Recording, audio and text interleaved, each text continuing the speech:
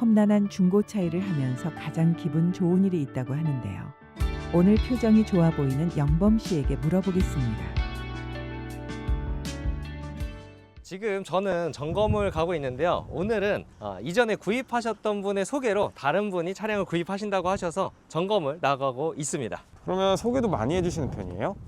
그쵸. 네, 제가 처음에 했을 때는 판매량이 많지 않다 보니까 소개권은 많이 없었는데 이제 5년 차 정도 하면서 판매량이 조금씩 늘어났잖아요. 재방문 고객도 많아지시고 소개시켜 주시는 분들도 많으시더라고요. 저를 다시 찾아주시는 이유는 딱 이런 것 같아요. 일단 제가 직접 점검을 도와드리는 것도 많고, 제가 정비 일을 하면서 다른 딜러들이랑은 좀 차별화되게끔 다른 딜러분들은 보지 못하는 거를 체크해 드리는 경우도 많거든요. 제가 오늘 중고차 점검 방법을 보여드릴게요.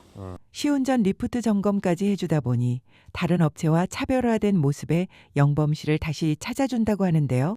일단 저는 외관을 볼 때 이렇게 아까처럼 도막 측정기 먼저 좀 보면서 교체는 없는지, 판금은 없는지, 도색은 없는지 이런 것들을 먼저 체크를 하고요. 그 다음에 좀 많이 긁으시는 데 있잖아요. 이런 사이드미러 끝부분이라든지 아니면 휠이라든지, 아니면 이렇게 봤을 때는 잘 안 보이는 이런 사이드실 커버 요 근처에 이런 데를 좀 먼저 보는 편이거든요. 이렇게 위에서만 봤을 때 깨끗해 보여도 밑에가 완전히 많이 긁혀 있는 차량들도 많습니다. 그래서 이런 것들을 먼저 보고 전반적인 외관 상태가 깨끗해야 실내 검수로 넘어갑니다.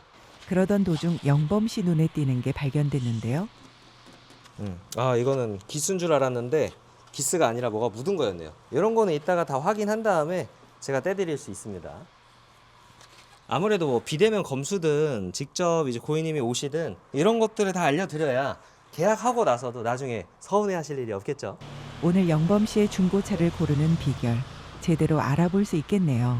일단 외관은 다 체크를 했으니까 실내로 넘어와서 이렇게 봤을 때 저는 차에 타자마자 제일 먼저 하는 행동이 핸들을 이렇게 흔들어 보는 겁니다. 핸들에 유격이 심한 차량들은 이렇게 흔들었을 때 덜그럭 이런 식으로 유격이나 소음이 발생하거든요. 이럴 경우에는 혹시나 MDPS 문제일 수도 있어서 꼭 점검을 하는 편입니다. 그리고 당연히 모든 버튼들을 다 한 번씩 눌러보면서 기능은 정상 작동을 하는지 이런 걸 체크를 먼저 하고요. 그리고 나서 이런 창문을 움직일 때도 혹시나 이렇게 이 차량은 썬팅이 나갔었네요. 이런 특이사항들도 다 체크를 해서 고객님한테 보내드려야겠죠.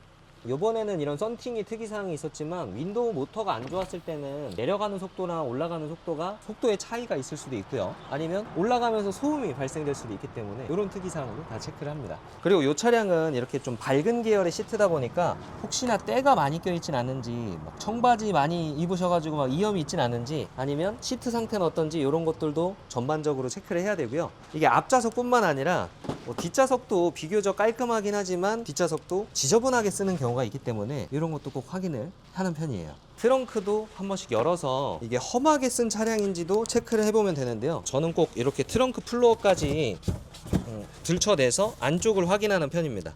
여기가 너무 더럽거나 아니면 물기가 있다거나 냄새가 난다거나 그럴 수도 있잖아요. 이런 부분들도 다 체크를 해야 돼요. 일단 이 차량은 앞쪽에 이런 본넷이랑 휀다 이런 것들이 좀 교체가 있는 차량이거든요. 근데 혹시나 안쪽 뼈대까지 먹지 않았는지도 더 꼼꼼하게 봐야 되는 그런 차량이에요.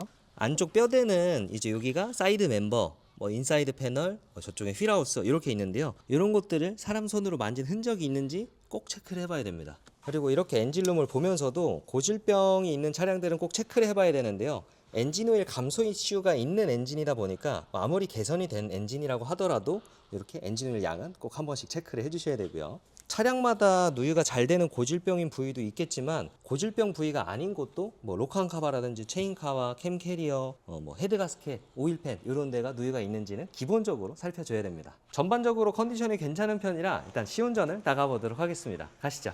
시운전 할 때는 이렇게 저속이랑 고속을 둘 다 모두 경험을 해봐야 되는데요. 주차장에서 도는 시속 10km 정도의 저속은 아무 의미가 없습니다. 시내 주행이라도 하면서 시속 30에서 50km 정도 넘어가봐야 미션 단수가 변경되는 미션 변속 충격이나 주행 질감을 어느 정도 알 수가 있고요. 시속 한 7, 80, 8, 90 정도까지는 밟아보셔야 휠 밸런스 떨림이나 얼라이먼트 정렬을 확인을 해볼 수가 있습니다. 혹시나 시내 주행을 하실 때 기회가 되신다면 좀 험로 주행이라든지 아니면 방지턱을 넘어가 보는 것도 상당히 중요한데요. 하체 소음을 들어볼 수 있는 중요한 타이밍입니다.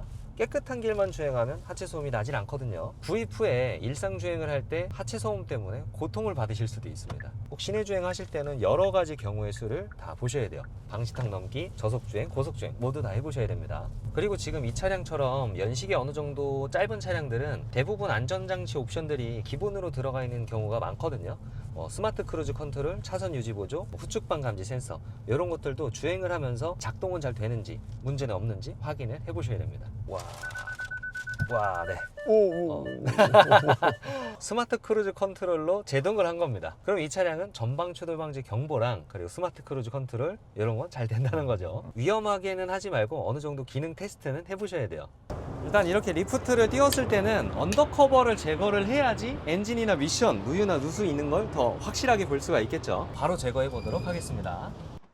영범 씨가 직접 언더커버를 탈거해서 체크해주는 모습 멋있습니다. 탈거한 다음에 차량 밑에서 보면 엄청나게 잘 보입니다. 부식도 더 잘 보이고요. 누유나 누수가 있는지도 훤하게 또 볼 수가 있습니다. 이렇게 봤을 때 뼈대 이상 부위나 이런 것도 더 원활하게 보실 수가 있으니까 하체는 꼭 띄워서 언더커버를 탈거 후에 보시면 편하게 보실 수가 있습니다. 정말 사고가 크게 있었다면 이런 부분들도 다 찌그러져 있거나 수리를 한 흔적이 보이겠죠.